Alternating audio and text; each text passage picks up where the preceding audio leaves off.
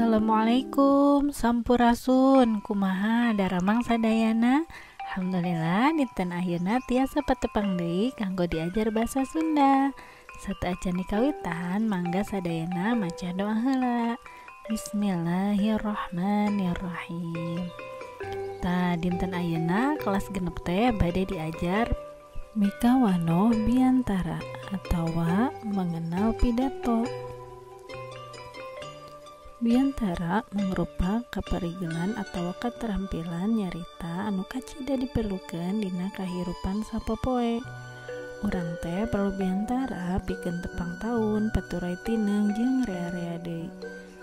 Sameme urang biantara hadina mah disiapkeun heula naskahna sangkan kagiatan runtuyanana henteu pabaliut atuh nu rek ditepikeun oge moal poho.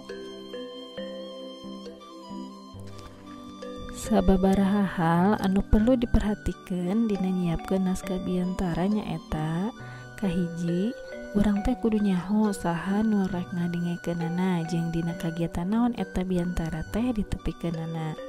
Kadua, tangtukeun heula temana, diluyukeun jeung nu bakal ngadengkeunana sarta kagiatanana. Katilu, gunakeun basa Sunda anu kaharti ku balarea. Kaopat, kalimah-kalimah nu digunakeunana ulah pabaliut.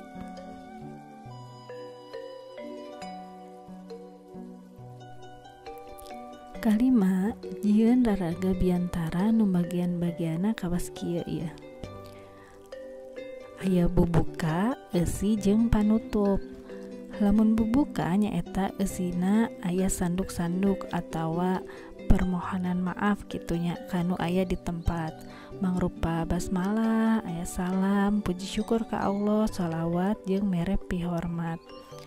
Eusi, dina eusi aya hal-hal anu rek ditepikeun, bisa ngajentrekeun hiji hal, ngajak, bisa mere beja atawa pikeun ngayakinkeun nu ngadenge ngeunaan hiji hal.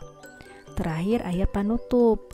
Panutup eusina bisa kacindekan tina biantara, ngahaturkeun nuhun jeung menta hampura kanu aya di tempat jeung salam panutup.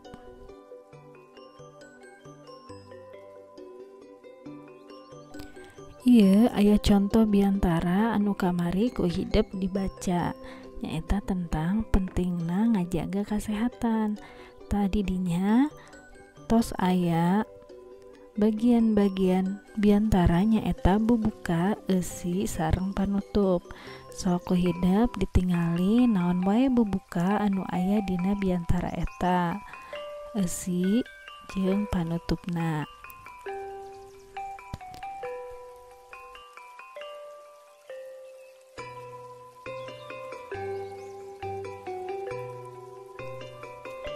Santos hidup ngaregepkeun bagian-bagian tina biantara. Ayeuna pek hidup diajar nulis teks biantara temana ngeunaan ngajaga kasehatan dina kaayaan pandemi COVID-19. Panjang teksna teh 5 paragraf.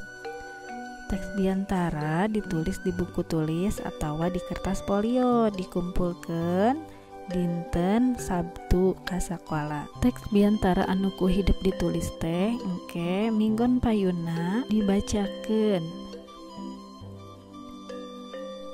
Alhamdulillah tos cekap sakitu pangajaran basa Sunda kanggo kelas genep dinten ayeuna. Hatur nuhun sadayana, mugia hidup sadayana aya dina kaayaan sehat walafiat sareng tiasa ngerjakeun tugas biantara anu pangsaena. Wassalamualaikum warahmatullahi wabarakatuh.